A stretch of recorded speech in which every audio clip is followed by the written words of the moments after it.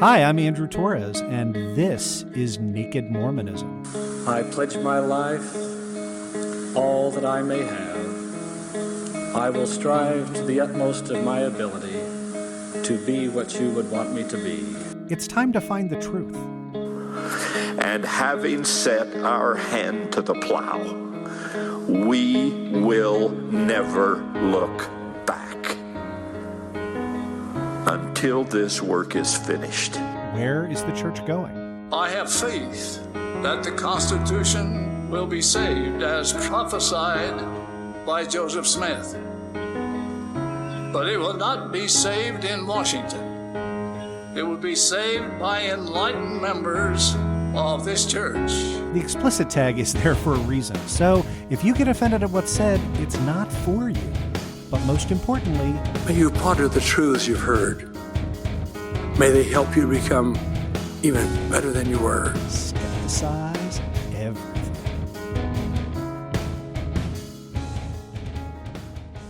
Welcome to episode 70 of the Naked Mormonism podcast, the Serial Mormon History podcast.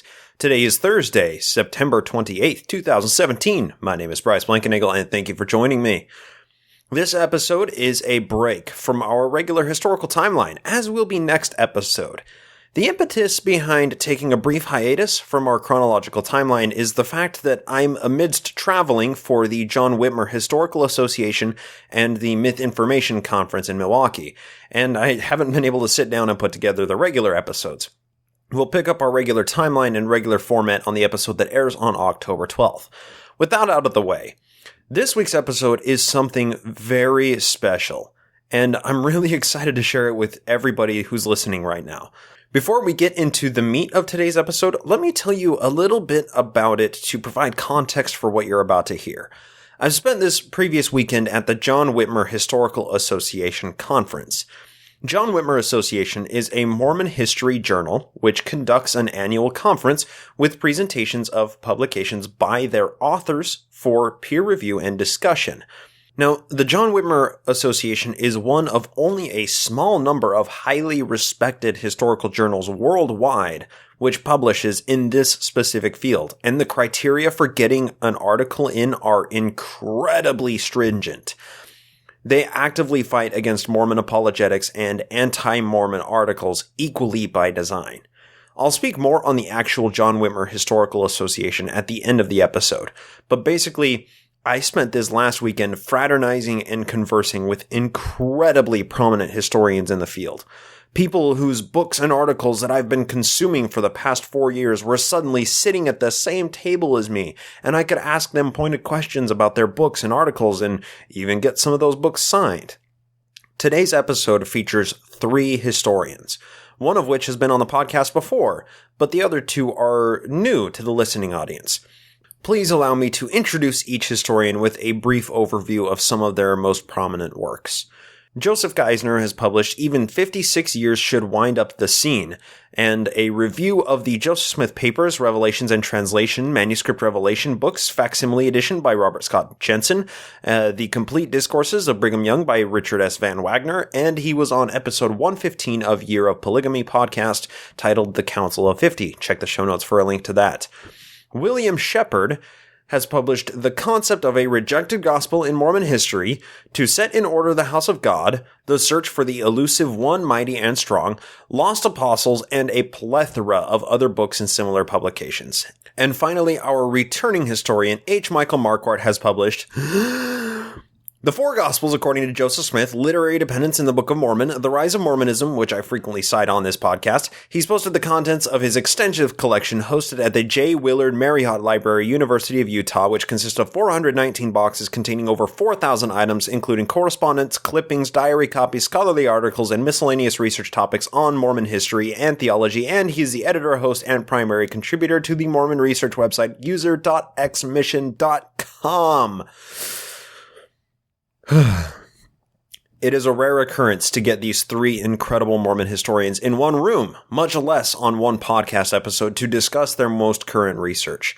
Joe Geisner and Mike Marquardt tell us all about the Council of 50, and Bill Shepard tells us about the Hodge murders of 1845 in NAUVOO with explicit detail. Now here's a fair warning before I play the audio for you. This was recorded in a motel room in NAUVOO. It wasn't exactly from the comfort of Ground Gnome Studios. So there's some background noise, and I did my best to clean it up, but there's still like coins jingling and sodas being opened, a sink and a fridge being opened and closed, a microwave being operated, some random footsteps, and a few other noises that I couldn't quite scrub out of the audio. And my sincerest apologies for that. I hope you'll bear with me because the content of what we're discussing is truly incredible and timeless. And these historians have never been recorded together on a podcast before. So getting this interview was a once-in-a-lifetime experience. I hope you enjoy listening as much as I enjoyed conducting the interview. Without further ado, here is the discussion with Joe Geisner, Mike Marquardt, and Bill Shepard.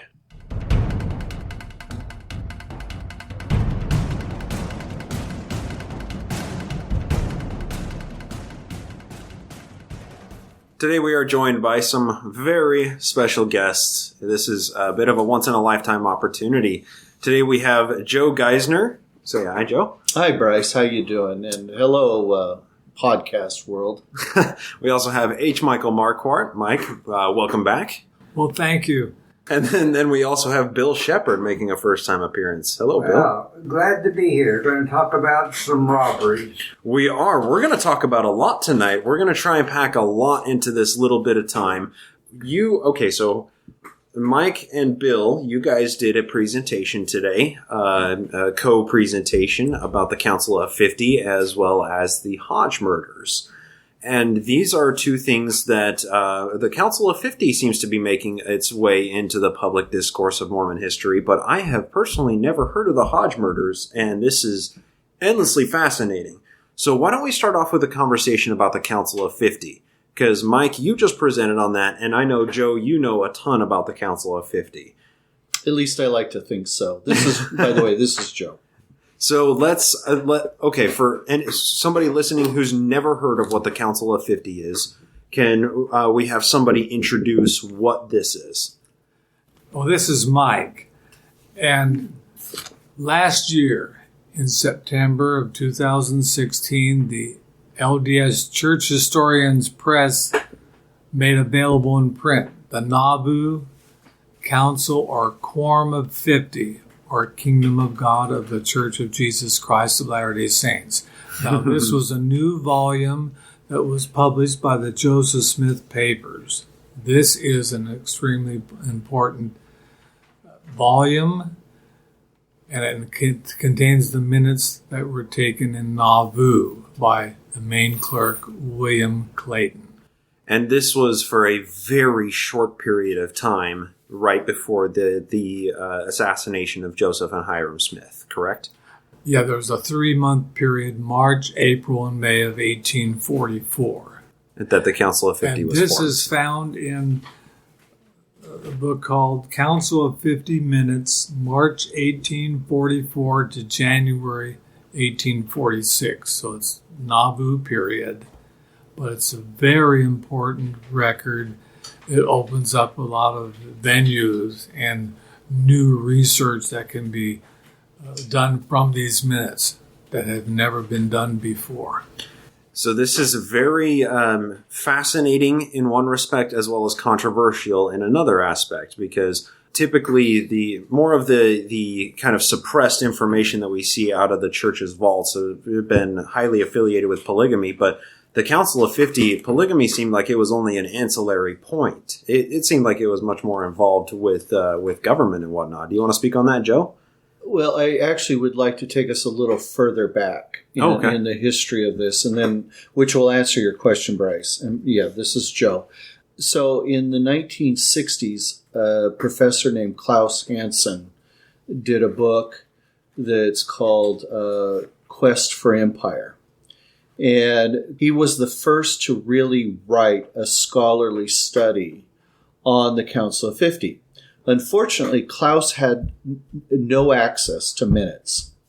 Nothing was available except for some diary entries and some reminiscence that were published in newspapers during the 1840s, 50s, 60s. So that was what he had to go on. And this book was just about the existence of the Council of 50. Is that correct? Yeah, and he tried to delve into the theological and historical perspective of it. Now, fast forward to the late 70s, early 1980s, and Mike Quinn published a landmark article in BYU Studies that's called The Council of 50 and Its Members. And Mike dealt with the origin of the minutes, or the origin of the 50, the Council of 50. And he went all the way through to the end, which was the death of Heber J. Grant. So, and just for a little context, this was at a time that D. Michael Quinn was a BYU professor. He had access to this kind of stuff, whereas the general public did not. Correct? He actually, it's even more interesting. He actually was a church employee when he did the research. He worked for the church historians department under Leonard Arrington. Okay. He was actually Leonard Arrington's research assistant. And so Mike did this, and it was a landmark work, because Mike explained that the 50 really didn't play a major role in Utah. Well, we now, and we'll get to, actually, I need to keep going on that history. So then, shortly after, matter of fact, it may have been the next BYU Studies issue, Andy Ehat had access to William Clayton's NAUVOO diaries that are still restricted, still closed to research. But he was able, because of work that he was doing on the lectures of Joseph Smith, the sermons of Joseph Smith during the NAUVOO period, he got access to the Clayton diaries. William Clayton was the scribe for the minutes that Mike was talking about were recently published. So Clayton has entries describing the Council of 50. So Andy was able to use that, and he went from a theological standpoint in describing. So this is early 80s BYU Studies. Now, Andy was a student, a master's student at BYU when this was going on. Then in 2013 or so, 14, Jed Rogers and Signature Books announced that they were doing a book called The Council of 50, a documentary history. Okay. And so that was the book that made some waves when it came out, right? Well, I don't know if it even made waves so much as there was just a lot of excitement over it. There was a great deal of excitement because all of a sudden Jed was putting together the documents that were accessible from Mike Quinn's papers, from Andy Ehat's information, and other stuff that historians, particularly Mike Marquardt, had found over the years. And so Jed put this in a book. During the discussion that was happening, the church historians church historical department, they were talking, and that this book, this new Council of 50 book, was in the works, and that historians were going to be able to see these minutes. So Jed's book came out. Jed did not have any of these NAUVOO minutes, but he did have some later minutes that Mike Quinn had seen and was able to make transcriptions of. Okay. So then now we have this. Going back to your question, which was, can you restate your question specific again? Essentially, how did the Council of 50 Minutes, how did they kind of come to light, and why exactly are they considered controversial? That's right. You wanted to know about their controversy. Well, that's an interesting story in and of itself. As we know, William Clayton, the minutes themselves were controversial at the time. It's not like they just became controversial in 2012. Mm-hmm. The order that William Clayton received from Joseph Smith, which are in the minutes that was just published, was that Clayton was supposed to burn the record after he recorded the minutes each session. Then Joseph Smith, as he was leaving for Carthage, in about 1 or 2 o'clock in the morning, I believe, met with Clayton and told him, you either need to destroy the minutes, or you need to burn the minutes, or you need to bury the minutes. Wow.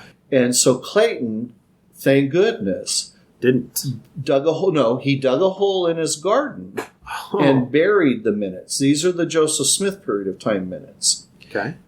Which would have been just the first volume, I believe, that we now have. Well, Clayton buried those, and because of the moisture in the ground here and the limestone water table, those minutes were almost destroyed when he dug them back up after Joseph Smith's and Hiram Smith's murder in Carthage. And so he dug them back up.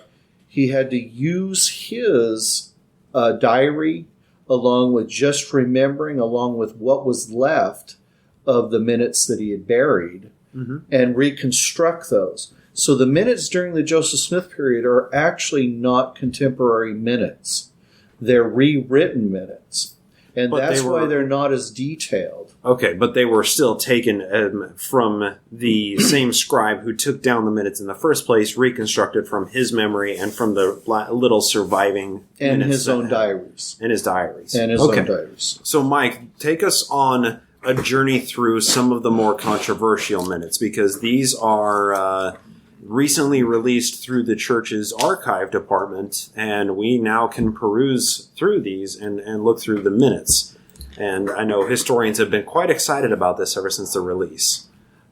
Yes, this is Mike, and I think I want to step back a little bit so the audience will be clear on this. Okay. The minutes were created, as Joe said, by the main scribe, William Clayton.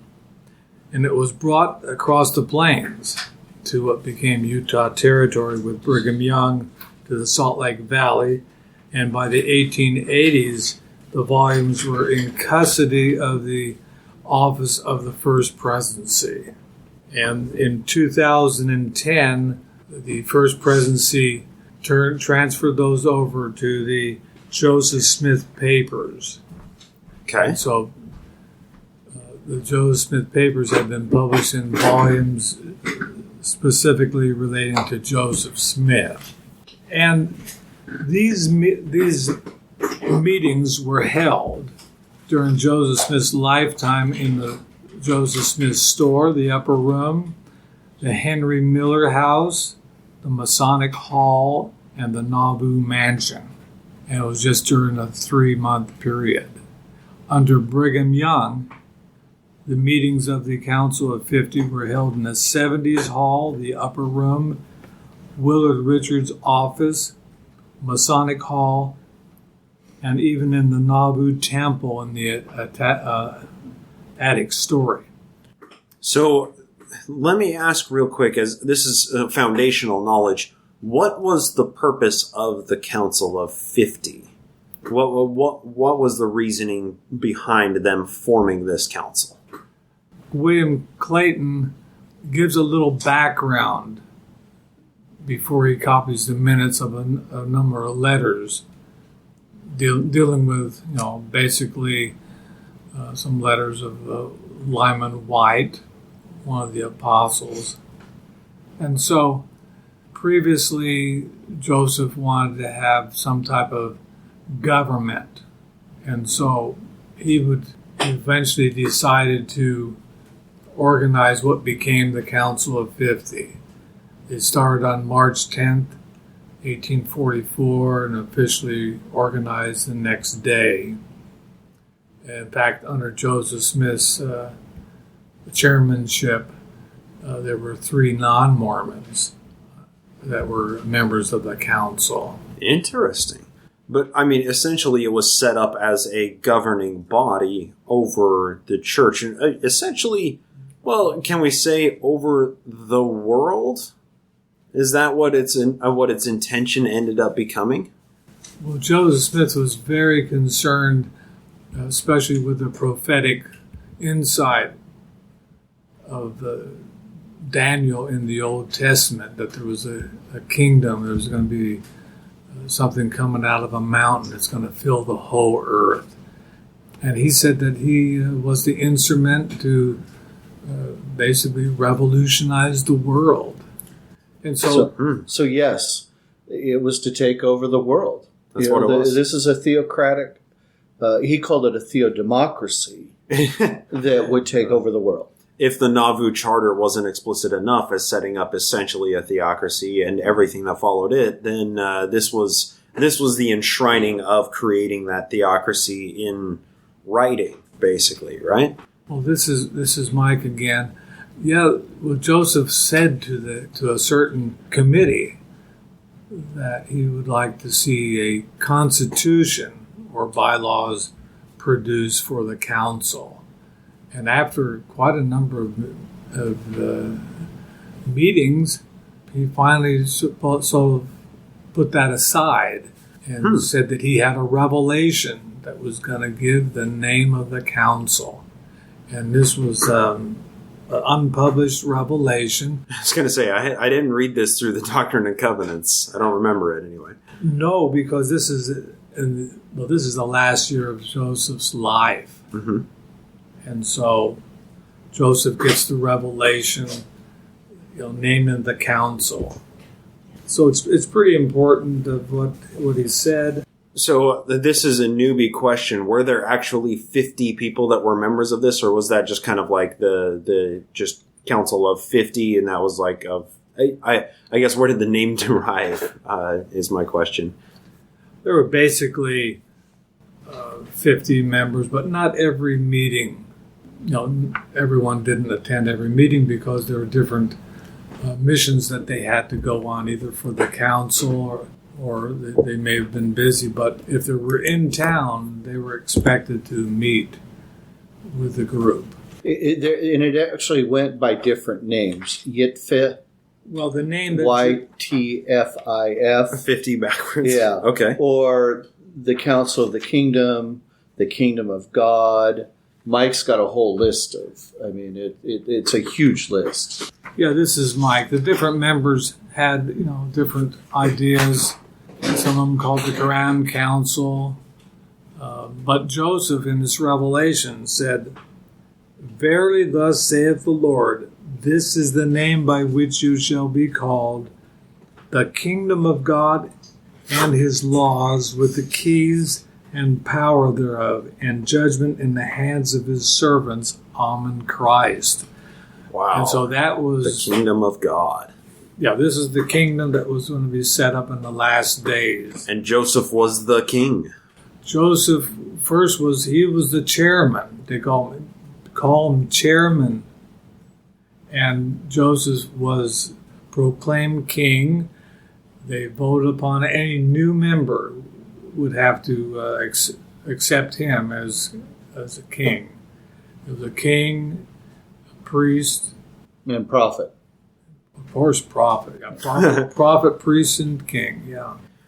And this was at a time that it seemed like most of NAUVOO was run by these clandestine type of really hidden groups. I mean, there were the Danites, there was a Holy Order, there was the Council of 50, they were meeting in the Masonic lodges, and they were all, I assume that the majority of these members were Master Masons as well, and they had, it seemed like that was kind of the mechanism by which NAUVOO was governed and run, and the let's just say the NAUVOO Legion or the Danites were kind of the tool that they wielded in order to assert their will on things. Is that a characterization in my mind? One thing that I one of my quirks is, this is Joe again. My quirks is that the Danites really did not exist again after Missouri. Okay. That Joseph Smith, with John Bennett's help, was able to legalize the Danites. And that was the NAUVOO Legion. Well, yeah, and the police force. Will Bagley actually sees the Danites becoming the police force of NAUVOO. Interesting. And I think, yes, there is a lot of NAUVOO Legion overplay or overlap in that too. Okay. But Bennett, in so many ways, was the creator of the Legion. A couple of things you had asked about on the things that are controversial, and I don't know if they're so much controversial, but and Bill Shepard did an article in 2008, 2 articles actually, that were published in the Journal of Mormon History, where it's the Bill, what's the exact title of your... Well, this Bill, the exact title was Concepts of a Rejected Gospel in Mormon History. Okay. Basically going into the Book of Mormon Testimonies, more specifically from 3rd Nephi 16:10 through 12, that the Gentiles would reject the gospel when it's presented, and they will reject it, and it will go to the house of Israel. Now, Mike, in his talk today, talked a lot of minutes out of the journal, the Council of 50, that they're saying over and over and over that the Gentiles have rejected the gospel, and now it's going to go to the tribe of Israel, more the Lamanites, and they're very militaristic in saying that the Gentiles have had it. We're going to go now to the people that deserve it. And Brigham Young goes so far, right, Bill, to say that we're going to wipe out the Gentiles and then we can baptize them for the dead.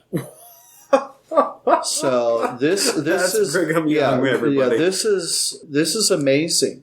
These minutes are amazing. You know, this is one example of how these minutes, and Bill said earlier today that if he had had these minutes back in 2006, 2007, how his articles would have been completely, they would have expanded by magnitude. This is an example of what a great historian does.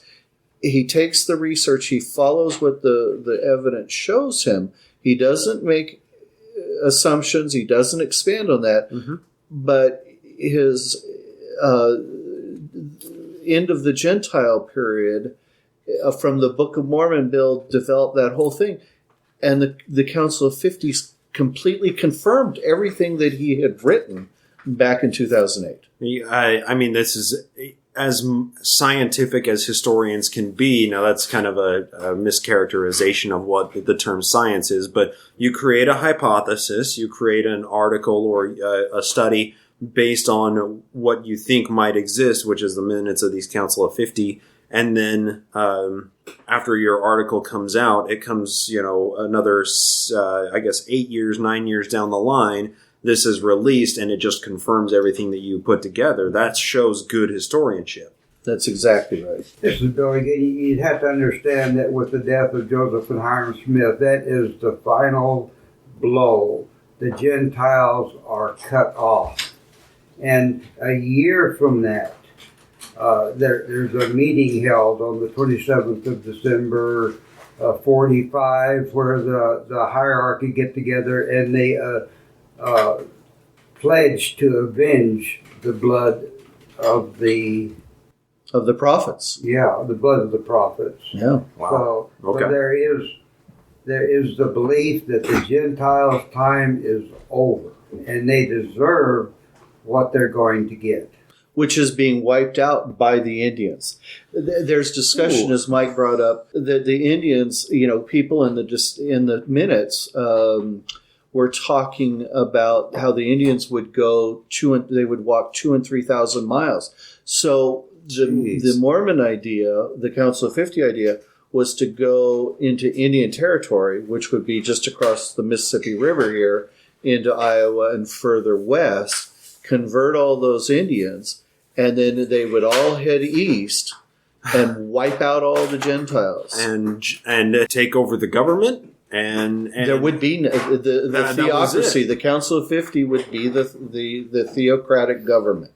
That is both unsurprising to be coming from Brigham Young, as well as equally terrifying. And that really comes from Joseph Smith too. Wow! Because he, in the minutes, he doesn't say it as explicit as Brigham Young, but his focus is to bring the Indian tribes together to stop the fighting, stop the conflicts. And Joe, I've said this to you a couple of times. I find it amazing that the church is trying to redact and cover up these various entries about polygamy or second anointings, but yet these very deliberate political moves to try and instill a theocracy are laid out bare. They're just right there in front of us, and that's not something that they're trying to cover up. And matter of fact, that's what is remarkable about this publication is these are the records. There is no redactions. Wow. There is no editing of the words that were written by William Clayton and then Thomas Bullock. These are their words. These are from the original records. The historians that have done this in the Joseph Smith papers have got to be praised for their accuracy and their integrity and their honesty with these records. Mike, do you want to share some more? We haven't heard from you in a little while. Do you want to share some extracts that you've found out of these minutes here that may interest the listeners? Well, one of the big problems that people were hearing in NAUVOO, especially visitors who came to town, they heard about Joseph being the king.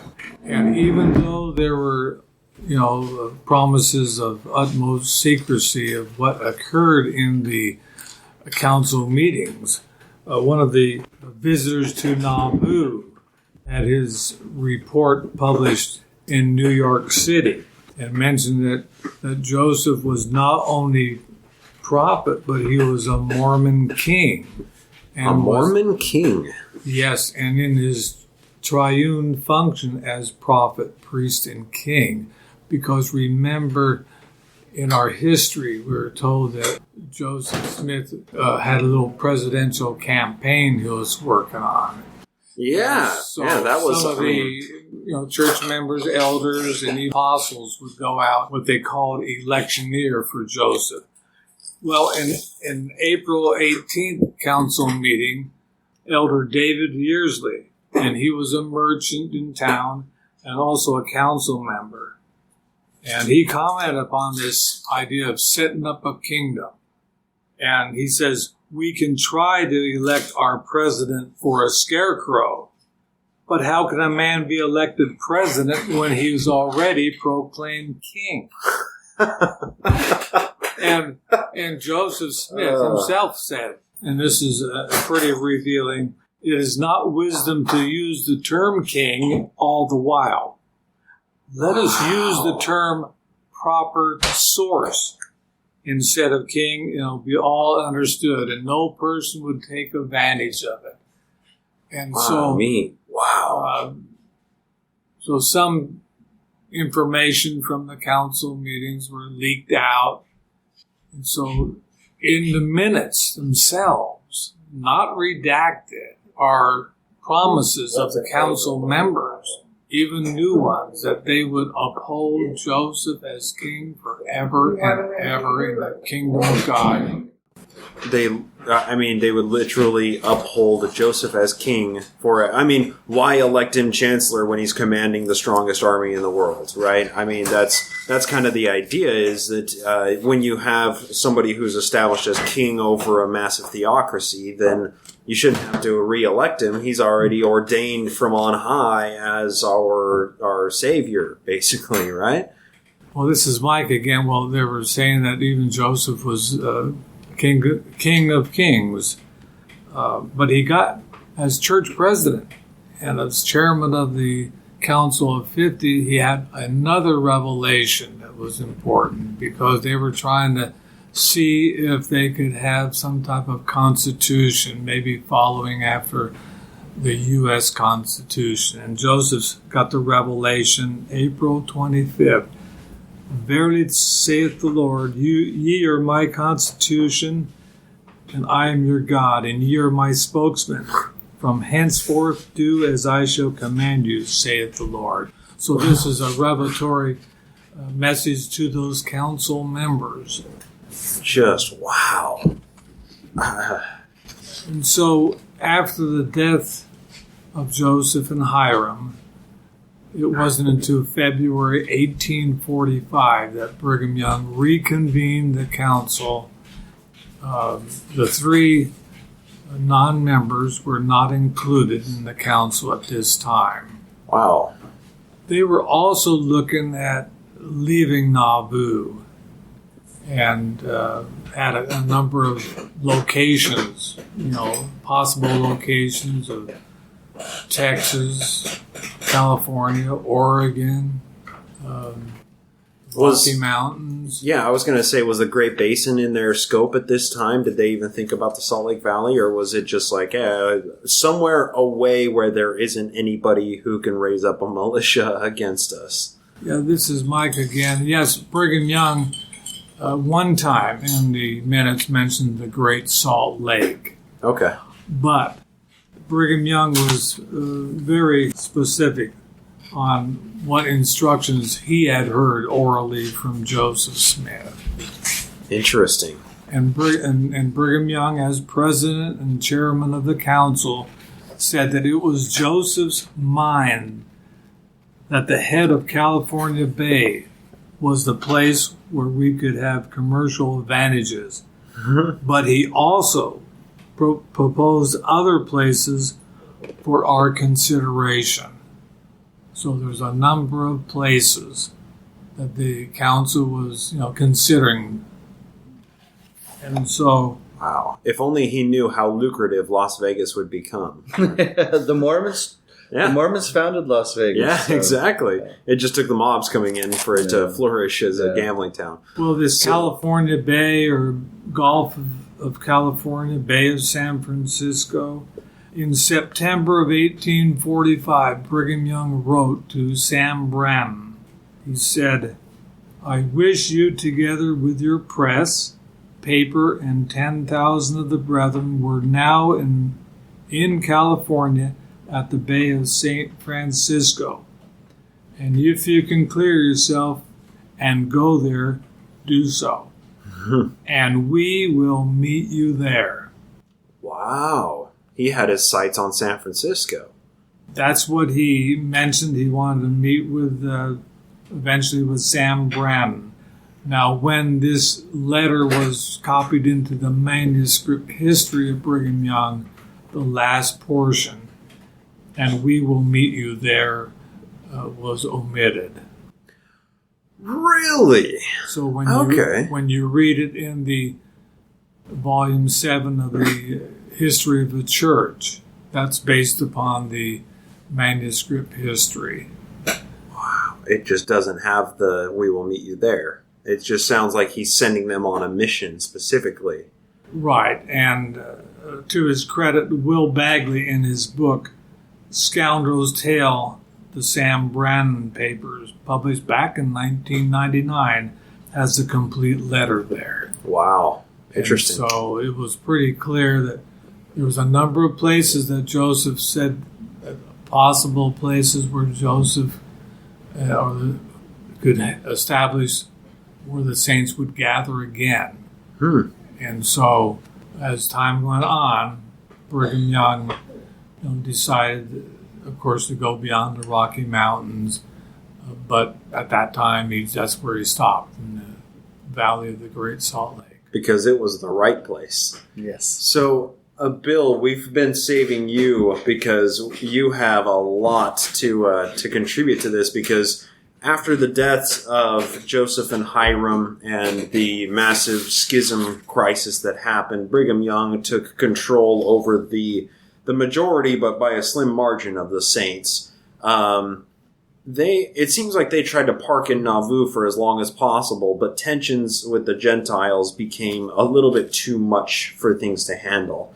you want to walk us through what you want to talk about today? Listen, we'll talk a little about stealing at NAUVOO. When the poor persecuted saints arrive in Quincy in 1839, they are destitute. Mm-hmm. And they make it up, of course, to commerce. They start building NAUVOO. But they find very early on that there's a set of thieves among them.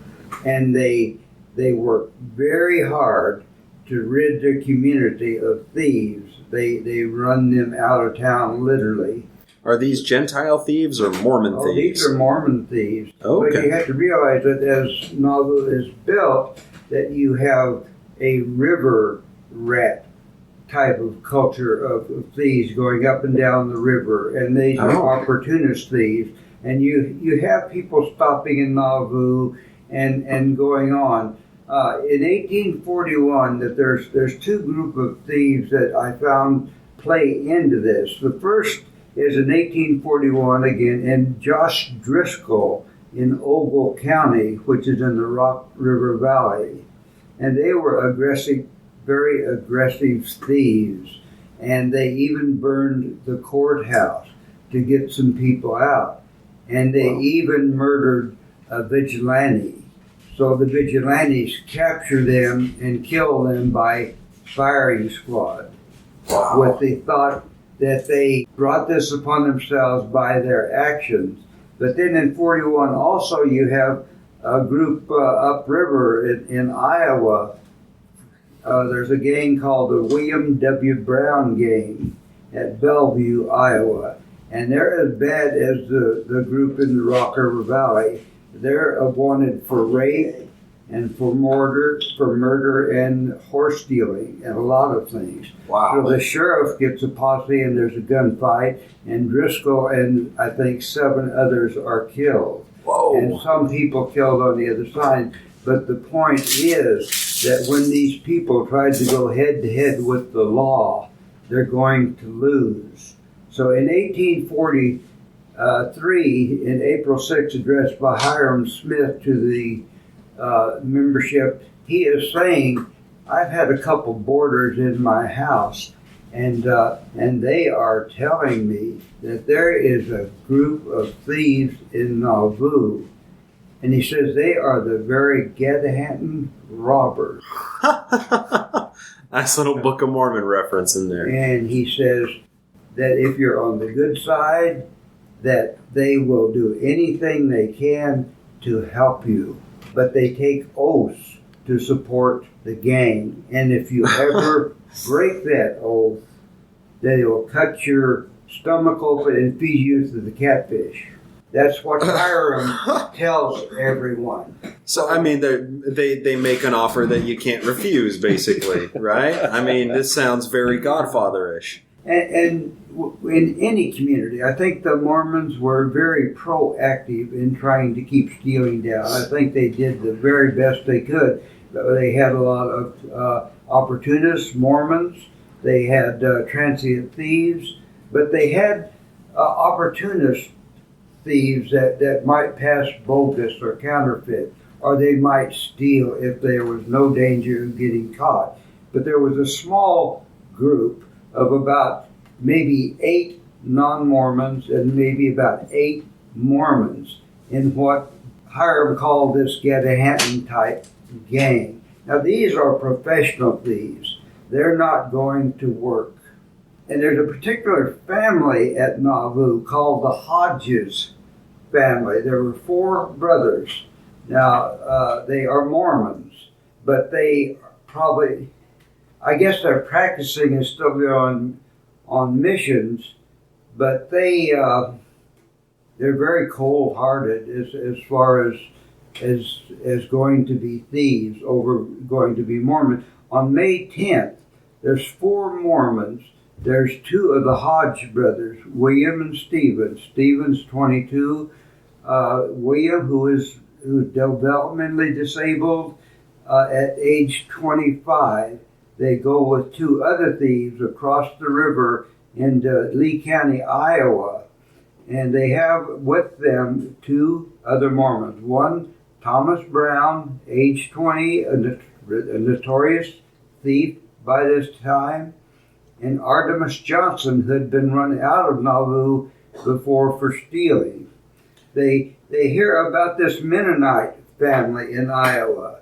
His name was Johannes Mueller and John Miller.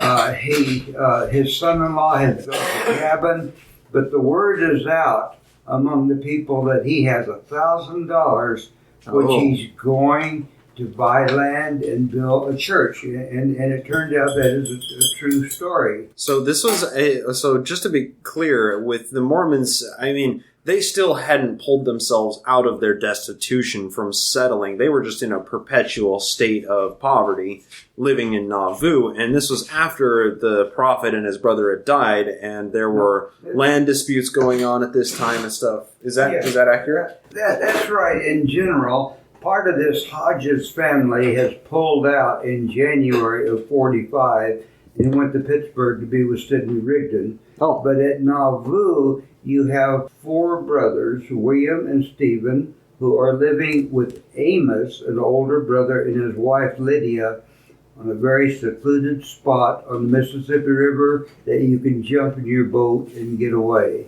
They had another brother named Irving who lived in Mechanicsville, 22 miles out in the county. But on May 10th, the 4 Mormons, William Stephen, Thomas Brown, and Artemus Johnson, slip into this Mennonite's house. It's a big house, a 2-room cabin or log home, and they're sleeping on the floor. And they hear somebody sees the latch move, looking up, and these bodies come slipping into the room with a dark lantern and soot or their hands and face. And the Mennonites, rather than going quietly, this elderly man in his 50s grabs his rifle and is uncharged, unfortunately, but he's swinging it and hitting and knocking them down. And his son-in-law, Henry Lisa, grabbed one of the thieves and pulled him down and either beating him or choking him. So they start shooting these Mormon intruders. And they stabbed and shoot 2 of them to death. Wow. But this was, to clarify, this was in self-defense because the Mormons were breaking and entering into their house to steal this $1,000. They didn't know that they were going to steal, but they were intruders in the house. And I'm just saying, it seems like they were justified in killing these 2 Mormon boys. Well, if I said they killed the Mormon boys, they didn't kill the Mormon boys. The 2 Mennonites are killed. 2 Mennonites are killed. Oh, so that changes things. So then they flee back to NAUVOO. The 2 brothers, Johnson and Brown, disappear. But the 2 brothers go back to NAUVOO. They get there the next morning. William is seen without his customary hat, which he left at the murder scene. Mm-hmm. And his brother is seen with blood on his shirt. Stephen, they go to Brigham Young and say, give us protection. And Brigham Young says to turn yourselves into the law. Wow. But instead of fleeing or turning themselves into the law, they go to their brother's house by the river. And then Iowans start putting this together. We saw these boys in the neighborhood. And we know who they are because they worked on the courthouse. So they come to NAUVOO and start infiltrating and looking around. And they go to the watch of the NAUVOO police, and Stephen Markham, and he says, well, let's go get them. So they start searching NAUVOO looking for these boys. And then Hosea Stout records in his journal that he was at Brigham Young, and they came in and said that they're looking for this murderers. And he said, I joined in the case, and we chased them all over NAUVOO. And the Iowans came, and we said, come with us. And they looked for these Hodge brothers, and they finally locate them over at their brother Amos's. They take them captive, and the next morning, Iowa officials arrive with court documents asking for the extradition. There's actually a trial going on, and 2 of their other brothers are at work saying keep our brothers here. Don't let them go to Iowa. Okay. Because why is that? Because they would get outside of the protection of the Mormons, basically? Well, Brigham Young wanted nothing to do with these guys. They threatened to kill him. So the brothers are saying, keep them here. The Iowans come, and they readily, they tell the brothers, they say, now you can stay here and wait for an extradition from our Iowa governor, or they say you can go to Carthage jail and stay. Wow. But with that choice, of course, they thought they'd be better off going to Iowa. Yeah, the Mormons had a bad rap with Carthage jail. They had some problems with that, certainly. So what happened, this brother Irving, he gets part of the gang together. Now, the gang consists of, again, Mormon and non-Mormons, maybe about 16 in total. And they pledged that if anybody gets in trouble, we're going to get you out of jail. We're going to do everything we can. But you cannot divulge who we are, because they looked at the two gangs I mentioned early on that broadcast who they were. Oh. And they got destroyed. And because of the example of the Driscoll and Brown gangs, that's why they swore, we're going to keep secrets. We're not going to get destroyed like they do. No kidding. So, 4 Mormons get together with gang allegiance, and they sell property enough for $1,000 to pay 2 top-flight lawyers from Burlington, Iowa, to represent them. So they're doing the gang thing. We're going to do all we can to get them out. Well, when the gang people testify, or the brother and gang members are trying to keep them in Iowa, the Mormons send them to Iowa. They take them to the Fort Madison prison, okay, and they're heavily guarded. So the idea that the Mormons can get at them is really a ridiculous thing. But so trial testimony is taken, and this gang members, 2 of the survivors of the 3 of the survivors of the William W. Brown gang, John, Aaron Long, and a man named Judd Fox, they actually come and testify that they couldn't have been over in Iowa because they were with us. So they had a couple of Mormon buddies giving an alibi for these guys, right? Well, these were non-Mormon members of the gang. Okay. But family members come and swear that they were with them and so forth. But they are taken to Burlington, Iowa. On the 23rd of June, they are sentenced to be hanged. The oldest brother, Irving Hodge, comes out of court and he swears, according to Hosea Stout, who I certainly believe, he swears that if Brigham Young doesn't help get those brothers out of jail, I'm going to tell all I know about Mormon stealing. What? As if that made any sense. As if Brigham Young is going to be scared of what... But in his mind, he thought that Brigham Young is going to be afraid of what he's going to tell about his own gang. It was rather convoluted and stupid, frankly. So, I mean, do you think that he was going to try and pin stuff on Brigham Young and say, like, oh, we were acting under the direction of Brigham Young, we were just trying to get supplies for him or put them in the storehouse? I mean, what can we surmise from that? I don't think he thought that far ahead. He just comes to Brigham Young. He comes back across the river and he goes to Brigham Young's house and he says, "You get my brothers out of jail, or I'm going to tell." And Brigham Young blows him off. Interesting. So he threatens to kill Brigham Young. What? There's a plural wife journal, Diantha Young, who records this, that he has a frightful temper. So that night, he is going to be cutting through a cornfield fairly close to Brigham Young's house. He's being guarded by John Scott and Alan Stout. and they're change your shift time right at 10 o'clock. But they hear in the cornfield, they said it sounded like somebody beating on a oxen with a club. Thump, thump. And then they heard screeches. What? And John Scott runs up and he sees Irving staggering out of the cornfield, and Irving manages to come all the way down to Young's yard. And what had happened, actually it was one of the gang members that remembered the pledge that we'll never tell on one another. A man by the name Return Jackson Redden, we feel is the murderer, but he mutilated the poor guy horribly, cutting 4 ribs away with a Bowie knife. Ooh. But he staggers down to the yard, and people run and say, "Who did this?" He says they were friends from the river, words to that effect.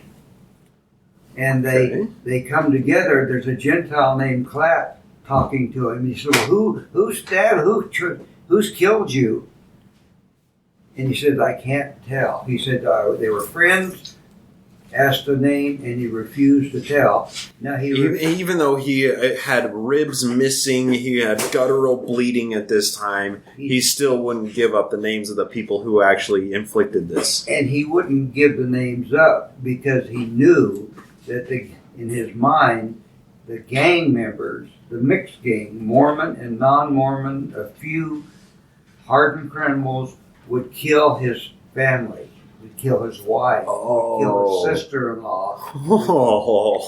So he went to him. That's really dark. He was dying, and he wouldn't disclose anything. He died with that secret, and we know from much testimony that he could have told, but he wouldn't reveal that secret. There was another brother right at the time named Amos Hodge, who disappears also.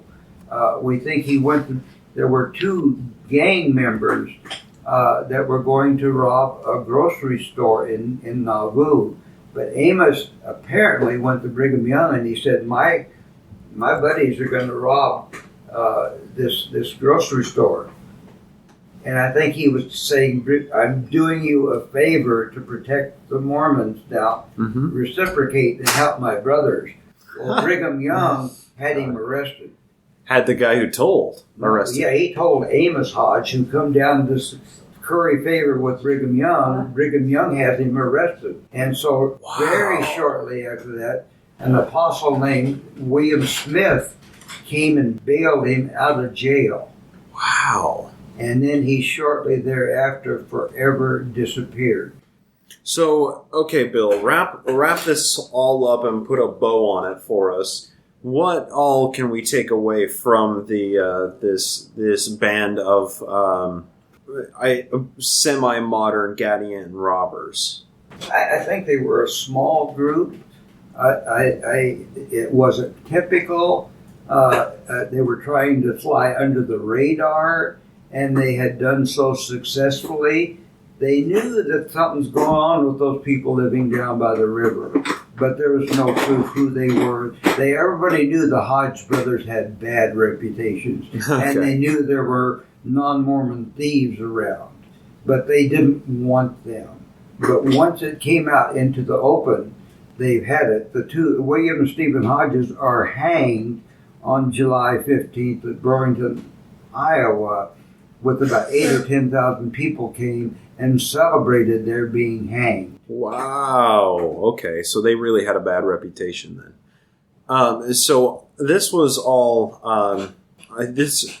Let's just say this was one small instance in an area and time where there was quite a lot of violence going on both the Mormon and the Gentile sides. This is just one small snapshot of a few months period of time with this one family of robbers here, but they were not alone. They may have been one small group that operated autonomously, but there were still other groups of Gentile robbers and thieves. There were other groups of Mormon robbers and thieves. And this was kind of a time and place that was it was more influenced by this type of gang violence than what we might see today in a much more overt fashion. Is that correct? And you'd have to understand that law enforcement in Illinois was really bad. Mm-hmm. If the governor wanted to come and try to put down an insurrection against the Mormons or the Mormons against the Gentiles, he would have to get militia people to come down and help him if they would serve with him. So there wasn't much law enforcement. Wow. There's just Jacksonian philosophy of independence. Yeah, the people are their own vigilantes, basically. Wow. So let's do some closing up thoughts here. Joe, do you want to add any closing thoughts in this? Yes. I know there's so much to work with. Bill brought up the bogus making. One of the interesting things is Mike had talked about the 3 non-Mormon members of the Council of 50. Guess what all 3 of those men participated in? Bogus making. Counterfeiting. Orrin Porter Rockwell was actually arrested for passing bogus in California when he was on one of his missions from Brigham Young. Wow. So counterfeiting has a long history within Mormonism, but it's quite interesting that the 3 men that Joseph Smith chose as his non-Mormon members of the Council of 50 all were bogus makers. So think upon that for a few minutes after what Bill just talked about. Very well said. Mike, do you have some thoughts you want to add into this? I just want to say that for anyone that really has some interest, either in NAUVOO or even in early Western history, these minutes that have been published by the LDS Church Historians Press last year, 2006, are an essential record. It will change the perception of what we know that was happening in NAUVOO. And this is just one piece of the puzzle. So the book is called Council of 50 Minutes, March 1844 to January 1846. It is about a 700-page book produced by the Joseph Smith Papers, which is part of the Church History Library Historical Department of the Church. So it's a history book, beautiful introduction. There's a lot of repetition and footnotes and other items, but you can actually read each of the minutes meetings that were and what a lot of the things that were discussed. And it's just really an eye-opener. I congratulate the editors, a number of editors there, very open. And now there's nothing redacted. It's all there. And even for people who may be interested in civics or, what is theocracy, democracy, all this stuff. This 700-page book gives background and photos of the members of the 50. And it's really, now that it is published, because it hasn't been available to even church members, let alone the general public, for well over 150 years. I highly recommend the book. And it will open your eyes to know what they were discussing in these confidential meetings that they held. And thank you very much for listening to me. Thank you so much, Mike, Joe as well. Bill, I'll offer you just a couple minutes to add some last rounding out thoughts if you'd like. Well, the criminal element that I mentioned here, and again, I go back to the 1841 gangs that got wiped out. So this new gang down in NAUVOO, and you have 3 members of the Brown gang that are down there. You have 1 member of the Driscoll gang out in the Rock River Valley. So they're going to get together and they're going to keep quiet. Now they were destroyed, all of these gangs, like the old gangs, because they didn't keep quiet. Irving Hodge blabbed. And when the non-Mormons go and kill a man named Colonel James Davenport at Rock Island on July 4th, 1845, they capture this gang and they blab and they confess and turn state's evidence. So with this idea of secrecy gone, the gangs are destroyed. Wow. There's a lot to chew on, and the people listening to this right now, we are just in the historical timeline. We're getting into the very end of 1840 when the NAUVOO Charter is about to pass. 1841 marks the beginning and the first official sealings in polygamy, and that is just obviously the beginning.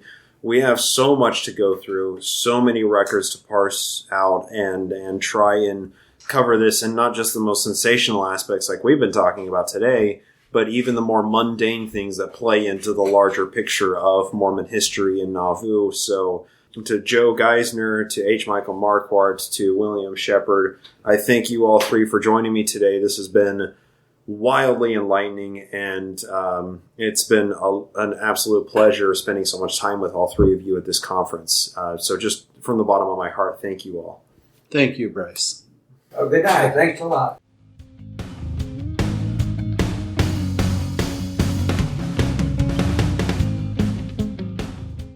Thank you for your patience, and I hope the audio wasn't too offensive. But like I said, the content is timeless, and it was such a pleasure to have these guys on. This was a rare interview to get with these three incredible historians, and once again, I'd like to thank them so much for taking the time to sit with me and share their research. Needless to say, as our historical timeline matures further into the NAUVOO years in the coming years of the podcast, there will be a lot to cover, and we'll be doing a lot more book reports as I continue to consume more publications relating to this incredibly controversial and confusing era of Mormon and American history. So to wrap up for today, let's spend some time talking about the field of Mormon history in the abstract here. I want to share some thoughts which I can't escape given this past week and a half. And so much has happened, and I'm kind of trying to figure out what's most important to talk about. So let's begin with discussing the recent acquisition of the printer's manuscript of the Book of Mormon by the LDS Church, purchased from the Community of Christ. For those of you unfamiliar with the story or listening to this in the backlog, you can check the show notes and you'll find a link to the Deseret News article about this story. But simply put, the printer's manuscript of the Book of Mormon was one of the last incredibly valuable documents that the LDS Church wanted to acquire from the Community of Christ. And they've wanted it ever since it was put in the possession of the Community of Christ in the early 1900s. Last week, the LDS Church purchased the printer's manuscript for $35 million. A deal they've supposedly been working on for over a year. Just to put that in context, this is the most money ever transferred for a single manuscript of any kind in all of human history. The second most was a 72-page Leonardo da Vinci Codex Hammer, I believe is what it is, which Bill Gates purchased in 1994 for just shy of $31 million.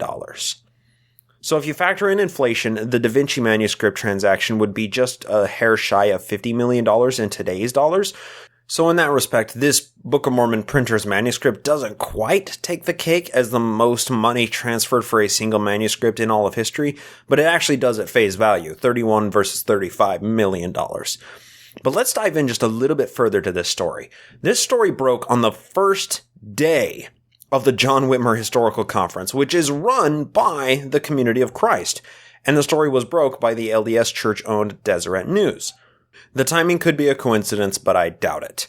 The $35 million the LDS Church put up for the printer's manuscript is said to be funded by a few wealthy investors who are donating the manuscript to the church, which is the method by which most of these rare document acquisitions are conducted. But the church fronted the money for it.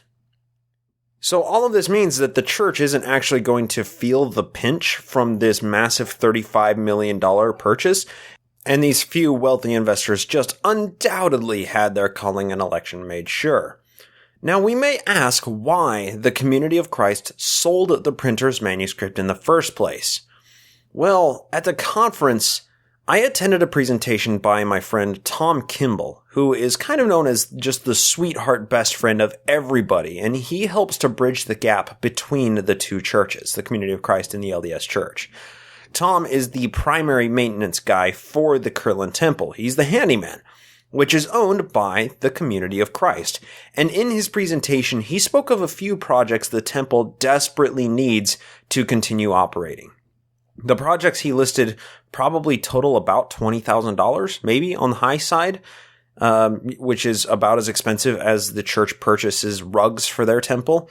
But beyond that, the Kirtland Temple needs a lot more TLC for just simple projects like this to be restored into pristine condition. And he ended the presentation by saying if there are any incredibly wealthy people in the audience who want to help fund projects to keep the Kirtland Temple in good repair, that they should contact him and set something up.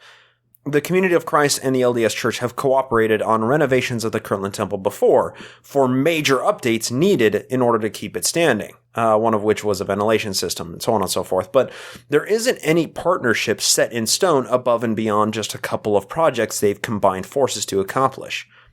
The simple fact that Tom talked about the Community of Christ needing donors to keep the temple site up and running for these by and large, very small dollar amount renovations, I think that's indicative of a problem that the Community of Christ is suffering from. They seem to be only kind of scraping by, and they probably desperately need this $35 million from the church for myriad costly projects with which they're currently engaged. But I need to qualify this because the Community of Christ isn't alone in this aspect. This resource vacuum is a larger trend affecting all churches nationwide. They're all starting to feel the growth of secularism hitting them in the pockets. The LDS Church has a solid bumper crop to stay alive with diversified investments in plenty of secular projects, but I'll bet they're going to start taking desperate measures soon to stay financially solvent on the church side of their business.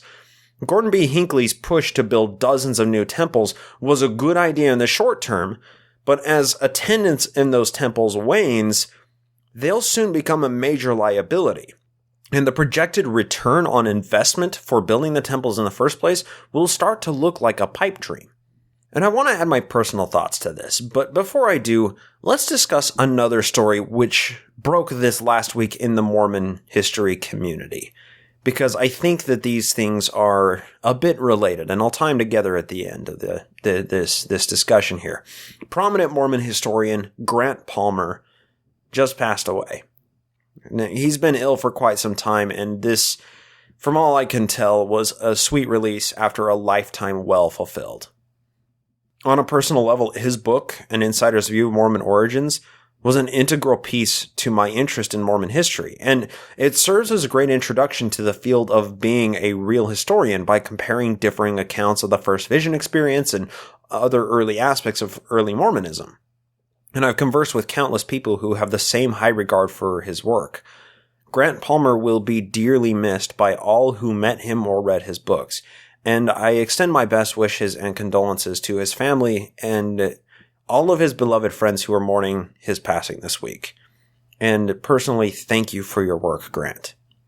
In reflecting on Palmer's passing, I'm struck with an overwhelming sense of worry. And please permit me some anecdotal observances to justify why I'm worried. Palmer's passing marks one more cog turn in the endless wheel of elderly Mormon historians passing as the new generation slides in to attempt filling the void left behind. One observation which struck me at this John Whitmer Historical Conference was the fact that there were only maybe half a dozen people there under the age of 30 out of more than 200 attendees. And if you factor out our statistics skewing age out of the aggregate statistics, the average age of the conference attendees probably trended well above half a century. At every major gathering during the conference, the sea of silver dusting over the congregation couldn't be ignored. And according to friend of the show Jason Smith, when he joined in 2001, it was salt and pepper. But needless to say, the salt of the earth has overtaken the pepper in the crowd. The fact of the matter is, the authorities of Mormon history who began researching and publishing in the 60s, 70s, and 80s are aging, just like all of us. But the problem is, in another couple of decades, they won't be able to contribute to the field anymore. But losing their contributions to the field at that point is only the beginning of what will truly be lost in the coming generation, because all of their knowledge and memories which aren't recorded or written down somewhere will be lost forever, which is where the true loss comes into play. They've been writing for decades now, but the memories that they haven't written are going to go away. And on a personal level, grappling with this implication of the gentrifying field of Mormon historians is saddening. It's overwhelming how tragic it is that this field will lose the majority of prominent Mormon historians within a single generation's time. If the next wave of budding historians doesn't step in and nestle comfortably under the wings of these intellectual towers of the community, untold memories and research will be forever lost. For those of you interested in church history, an opportunity exists here, but the window is closing relatively quickly. So to share my own experience, this was my first John Whitmer Historical Association, and the feeling of overwhelming fraternity and love expressed by these incredible people is much more powerful than my constricted vocabulary can elucidate. Upon my arrival, Joe Geisner plugged me into a dinner party with Brent and Aaron Metcalf, Mike Marquardt, Joseph Johnston, Bill and Diane Shepard, Johnny Stevenson, and a number of other historians, chatting over barbecue pork sliders and Diet Pepsi. From that moment, throughout the rest of the week, there was never a single minute that I wasn't speaking with Mormon historians who treated me as one of the family. Acquaintances and relationships were built that I'll cherish for the rest of my life and continue to foster every year in the future as I plan on attending every John Whitmer Historical Conference for decades to come. The John Whitmer Historical Association is one of very few places where Strangites, Brighamites, Bickertonites, Josephites, and even secular Mormons like myself can come together and respectfully discuss Mormon history on a level playing field in places like historic NAUVOO and Independence, Missouri, which is slated for next year. And now, I have to say something which wraps all of these random musings together, and unfortunately it may offend some of those listening, but it's a conflict plaguing my mind with contradiction, clouded by the love and fraternity which filled the air surrounding these amazing people. The John Whitmer Historical Association is a secular organization. It may be run by the community of Christ and staffed with almost exclusively religious people, but it's not a ministry. It's an academic organization created to peer review and publish Mormon history. The John Whitmer Historical Association must continue to survive. But I hold no love for any religion. Whether that's the Brighamite LDS Church in Salt Lake City, or the Community of Christ, or Catholicism or Islam, they're all religions. And they continue to fall further into the annals of human history like every other religion has with the inverse rise of secularism. But there's a distinction here. It's subtle but profound. These religions aren't their people. The people may make up the religion, but it's easy to love the people and not love their religion. My point is, we must venerate these Mormon historians who may not be with us in 10 or 20 years' time, and the entire field of Mormon history needs to continue to move forward as a secular effort. And it's up to those of us who love Mormon history, regardless of beliefs, to build up and perpetuate these secular conferences and hear the stories related by these incredible people who were publishing controversial Mormon history when it meant the end of their career and status in their community and family to do so.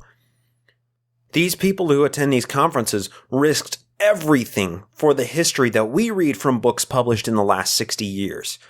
We can't save the dying religions, but we can do everything in our power to keep secular educational institutions alive.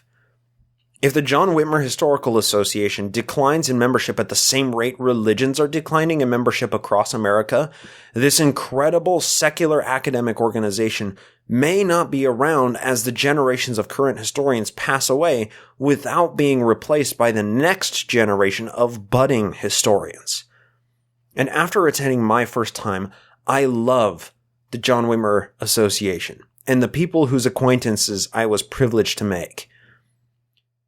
I know if those of you who are listening right now were to attend one of these conferences, you'd have a similar experience.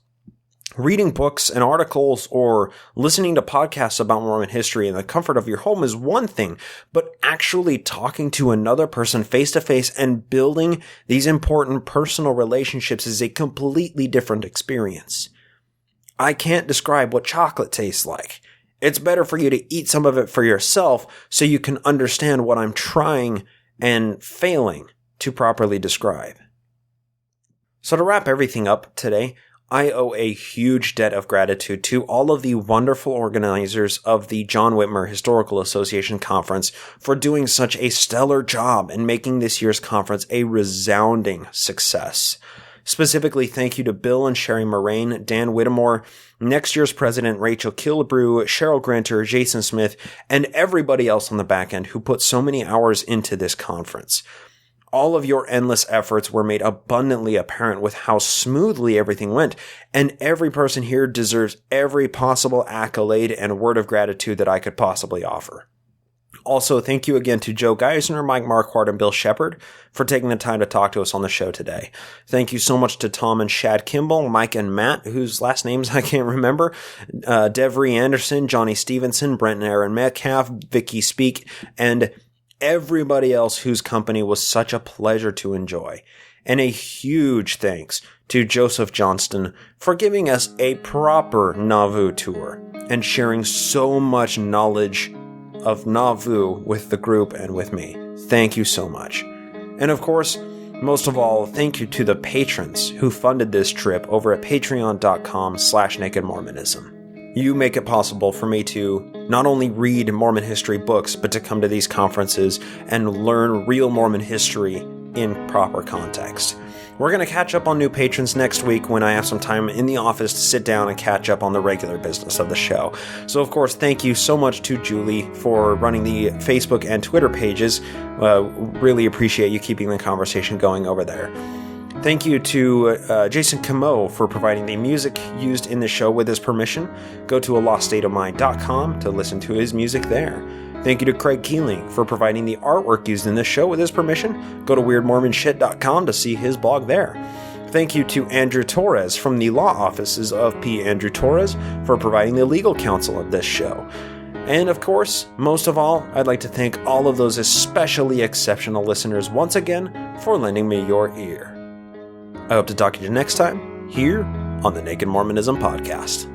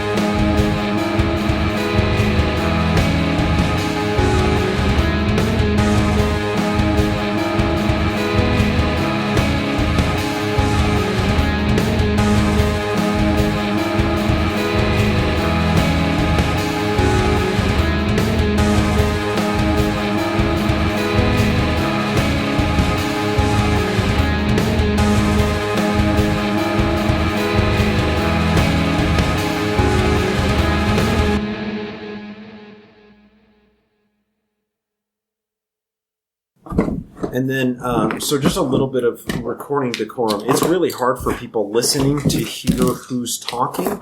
So when we start talking, if you guys don't mind saying, "This is Bill," "This is Mike," "This is Joe," Okay. and then we can kind of go. So you got that okay? Every time we start to talk, we say, "This is Mike."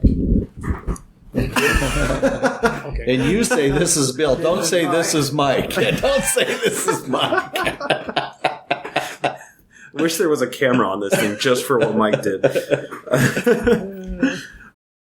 The preceding podcast is a production of Ground Gnomes LLC, copyright 2017, all rights reserved.